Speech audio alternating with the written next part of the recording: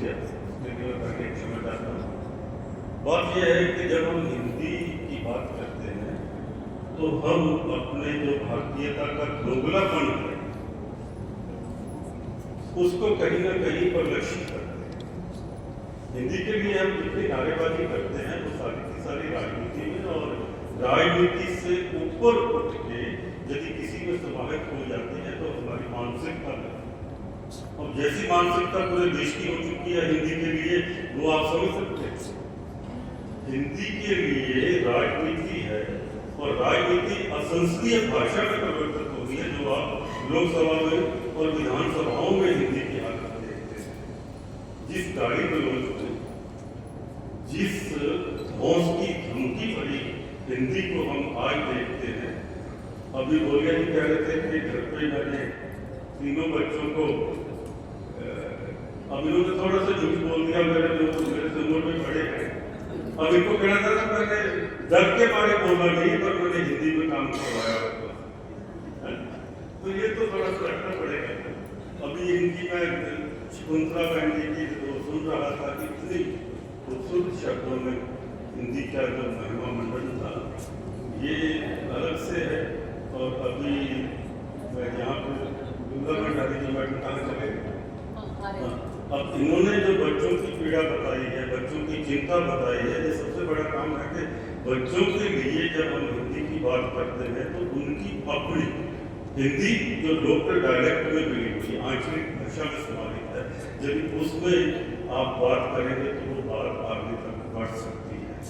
वह बढ़ सकती को मैं अंडरलाइन इसलिए करना चाहता हूँ कि आज जिस दुनिया में हम जी रहे हैं कि इंफॉर्मेशन की सुनामी की दुनिया है, आंधी की नहीं है, सुनामी की दुनिया है, जहां तो आप इससे बह जाओगे, जहां फिर बदले हुए रूप में जिंदा रहोगे। और जिस पीढ़ी के लिए आप जी रहे हैं, हिंदी की चिंता कर रहे हैं, उस पीढ़ी को तो हिंदी से कुछ लेना देना नहीं। वो पीढ़ी तो आज सेल्फी की भाषा में हिंदी जानती है, या व्हाट्सएप की भाषा में हिंदी जानती है, या टैटू की भाषा में हिंदी जानती है। कहाँ है? और जिस तरह का हमारा पूरे का पूरा माशरा हो गया है, समाज हो गया है, उसमें हिंदी की जगह कहाँ है? आप टोटते रहेंगे कि हिंदी की जगह नहीं है। आने वाली पीढ़ी जो इस इंफॉर्मेशन की आंधी से थोड़ी बहुत बचेगी, उसको इसी हिंदी को अंगीकार करना पड़ेगा जिसको आप खिचड़ी भाषा कहते हैं। The language which is promoted by the Supreme, the language which is publicated by the Supreme, जो स्क्रीन से, टेलीविजन की स्क्रीन से, मोबाइल की स्क्रीन से आप तक संप्रेषण से पहुंचती है, वही हिंदी कल की है। मुझे तो इस बात पर 30 साल पहले 94 जब मैंने अपना PhD का पहला थीसिस लिखा था, वो भी तक भारतीय भाषाओं में पहला थीसिस था, जब मैंने ये अवधारणा तय कर दी थी कि जो आने वाले दिनों में, आने वाले दशकों में स्क्रीन से बोला गया कि एक शब्द आपकी टकसाली भाषा होगा, आपकी जो ग्रामेटिकल चेंज, आप ग्रामर है वो चेंज हो जाएगी। मेरे को बहुत गालियाँ पड़ी। अब ये तो बचा था कि विजयदास मिश्र की जैसे विद्वान मेरे को बैठ थे PhD के, तो बच गए। और एक कमलेश्वर जी खड़े हुए थे मेरे हक में कि आने वाले दिनों की हिंदी यही हिंदी है जो खिचड़ी भाषा में है। उसका राधा सारा खबर जो आप अखबारों में देखते हो, हिंदी की बड़ी अखबार, हिंदी के बड़े विज्ञापन, आज जो वैश्विक हिंदी का परिदृश्य है उसमें मैं आपको जानकारी दे दूँ कि हिंदी के विज्ञापन अब अंग्रेजी विज्ञापनों से महंगे, और वो भी कहाँ पे है? टेलीविजन की स्क्रीन पे लिए नहीं है। FM रेडियो के जो आज की तारीख में विज्ञापन है पूरी दुनिया से, वो सबसे बेहतर है, क्योंकि उनकी जो रीच है पहुँचने है, वो आपके हर वक्त आपके कान में कार चलाते हुए, घूमते हुए, कानों में लेके आप बाजार घूमते हैं, उसमें वो सूचनाओं का आदान प्रदान करते हैं। ये भी एक हिंदी की बड़ी ताकत है। और दूसरी बात, आपको कुछ बातों से आप मुफ्त होंगे, पता नहीं होंगे, मैं आपको 2-3 जानकारियाँ देना चाहता हूँ जो यहाँ पे इसी मंच से थोड़ी सी भ्रांति पैदा करती है। आप जवाब करेंगे। ये अभी कहा गया था कि भारतीय संसद से लेके ये जो कानून की हिंदी है, कानून की भाषा की हिंदी है, उच्चतम न्यायालय से, सुप्रीम कोर्ट से उसके निर्णयों की हिंदी। मैं आपको जानकारी से ये बता दूँ कि जब खन्ना साहब अभी चीफ जस्टिस से पिछले 10 से 15 महीने चंद्रचूड़ साहब से पहले, उनके जमाने में जो लाइव प्रोसीडिंग अब तक पहुँचती है उच्चतम न्यायालय की, उसमें जो लाइव हिंदी के साथ शुरू हुआ है और वो बड़ा है जस्टिस चंद्रचूड़ जी के समय में, और अभी भी चल रहा है। हालांकि वो बीच बीच में रुकते आता है, और ऐसा नहीं है उसमें हिंदी पे काम हो रहा है। और आने वाले दिनों में, साल में, 1.5 साल में जैसे हिंदी के इंटरप्रेटर मिलेंगे, उस पर काम सुप्रीम कोर्ट बड़ी तेजी से कर रही है कि आपको हिंदी में सुनाई देंगे आप करें।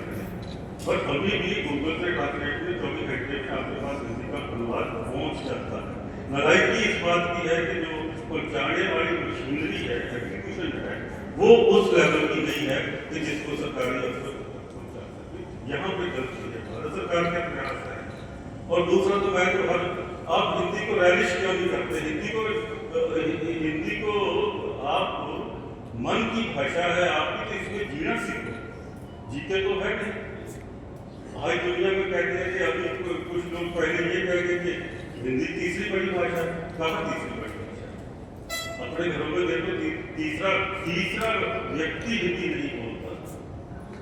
आप मेरे को बताइए कि इस देश के 140 करोड़ लोगों में यदि 92 करोड़ लोग हिंदी के सेतु भाषा के तौर पर जिक्र करते हैं, तो 138 करोड़ लोग उसको तीसरी भाषा में जिक्र करते हैं। हिंदुस्तान की पोजीशन है आज की, और वो हिंदुस्तान की पोजीशन है कि जो गूगल के आंकड़ों से आगे बढ़ के जो आंकड़े दूसरे चैट की GPT और दूसरे सोर्सेज दे रहे हैं, वो ये कहते हैं कि आज इस देश की 140 करोड़ से 99 करोड़ से ऊपर इंटरनेट की पहुंच आपको 102 करोड़ तक पहुंच गई है। और यदि विश्व का आंकड़ा लगा दिया जाए तो 22 करोड़ और जोड़ लो, हम 150 करोड़ हिंदी वाले। इस बात को आपको उस बात पर गर्व करना चाहिए, नहीं करेंगे, क्योंकि हमारी मानसिकता काले अंग्रेजों की है। हिंदी के बारे में बहुत बातें होती हैं। और दूसरी बात यह है कि हिंदी अब वैश्विक भाषा किस तरह की हुई है। मैं तो इसमें लगातार पिछले 30 सालों से 35 सालों से काम कर रहा हूँ, और मैं आप सबकी जानकारी के लिए ये बता दूँ कि मेरी मातृभाषा नहीं है, मैं पंजाबी से आया, और हमारे 7 पीढ़ियों में कोई हिंदी वाला नहीं था। मैं और मेरी श्रीमती प्रिंसिपल मैडम बैठे हैं, ये हम हिंदी वाले हो गए तो संस्कृत वाले हो गए, और वहाँ से होते अब हिंदी की मिस्टर भाषा विज्ञान में काम करने लगे। वो काम करने लगे तो हिंदी के ब्रॉडकास्ट हो गए। दूरदर्शन की 35-36 साल की नौकरी में, और BBC की उन दिनों की नौकरी, जब मैं थोड़ा जवानी में था, 35 साल की उम्र में आप BBC में काम करते हैं, तो उस वक्त मेरे को हिंदी नहीं आती थी। मैंने हिंदी, जब लोग छुट्टी पर जाते थे वीकेंड में, उन दिनों में मैंने हिंदी सीखी, वहाँ पर हिंदी वालों से मुकाबला करने के लिए।